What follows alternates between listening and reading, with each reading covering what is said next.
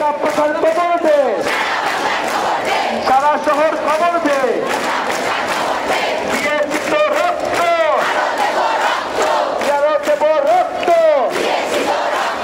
রক্তের বন্যায় পিছিয়ে যাবে অন্যায়।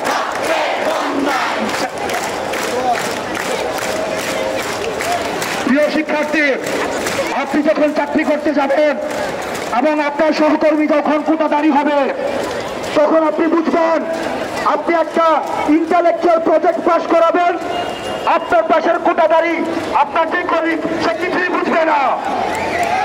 এবং সেই মহলের কাছে তার যেহেতু 5,000 অভ্যাস হয়েছে, ফুড ফেটিসের অভ্যাস হয়েছে, সে দেখা যাবে আপনার এই প্রজেক্টটাকে বলবে এই প্রজেক্টটা অনুপযোগী। একটা অযোগ্য কলিগের সাথে কাজ করা